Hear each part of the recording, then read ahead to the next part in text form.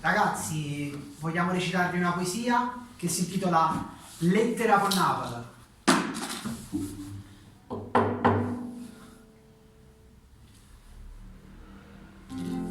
Amore mio, chi succede non è un addio, ma è soltanto una preghiera che ti sente ogni sera prima di dormire.